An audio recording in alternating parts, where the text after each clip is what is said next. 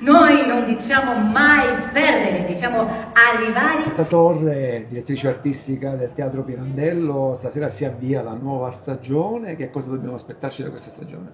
Sogni e storie, come dice, come recita il sottotitolo, una stagione ricca di anteprime, ma anche ricca di sogni e di storie. Appunto, il titolo lo racconta bene. Ho lavorato su dei progetti che fossero attuali, contemporanei, però nello stesso tempo non dimenticando anche la parte, diciamo, più onirica, più spettacolare. Quindi avremo entrambe le questioni. Questo primo spettacolo mette in evidenza una problematica di grande attualità come insomma, le violenze sulle donne.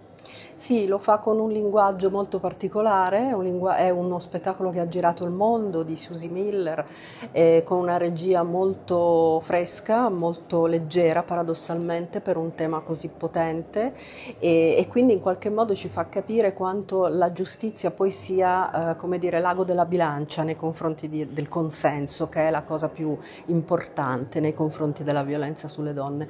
Ed è uno spettacolo che appunto ha avuto un eco mondiale, continua a girare tutto il mondo. Era bello averlo qui ad Agrigento, averlo qui ad Agrigento in prima, diciamo siciliana, però in qualche modo è una punta di diamante della drammaturgia contemporanea. Quanto è importante per Roberta Torre svolgere questo compito di direttore artistico di un teatro prestigioso come il Pirandello? Per me è molto gratificante, è un onore, un onere e un onore, ma prima di tutto è un onore intanto per il nome che ha questo teatro, per il nome tutelare di questo teatro, Pirandello, e perché credo molto nella possibilità anche di aprire le porte alla cittadinanza, ma anche ai giovani in qualche modo che rappresentano il futuro della città, sicuramente. Daniele Finzi-Pasca è il regista di questo spettacolo d'apertura qui al Teatro Pirandello. Che cosa dobbiamo aspettarci? Il testo è una meraviglia, è una scrittrice australiana. Alla base è era, perché ormai è diventata una star del teatro mondiale. Questo pezzo è rappresentato in questo momento in 50 paesi diversi.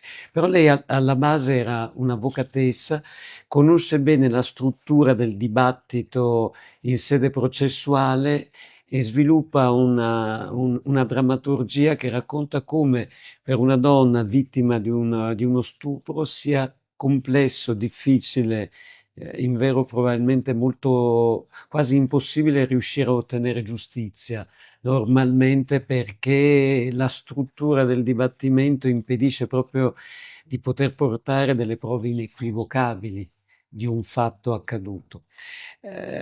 Quindi ci si deve aspettare un testo che in questo momento è attuale, è profondo, e sulla scena un'attrice italo-brasiliana che ha una capacità, ha una delicatezza, un modo di recitare totalmente sorprendente.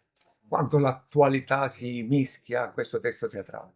Ma purtroppo non è attuale perché probabilmente queste vicende vanno avanti da tanto tempo. Disgraziatamente continuano a perdurare malgrado le società tentino di evolvere, di riuscire a cambiare lo status quo. Sappiamo, non ci siamo ancora arrivati. Purtroppo la violenza sulle donne rimane come una delle grandi questioni da risolvere, capire che cosa sia il no di una donna per tanti è ancora complesso, riuscire ad avere la delicatezza, l'ascolto per individuare come probabilmente in un modo diverso le donne si esprimono rispetto a noi, in un modo più delicato forse. Quindi sì, è attuale ed è una vecchia tragica storia. Un'altra volta, io cliente annuisce, mi stringe la mano, rispetto, potere. Oggi ho vinto io, oggi io sono arrivata prima.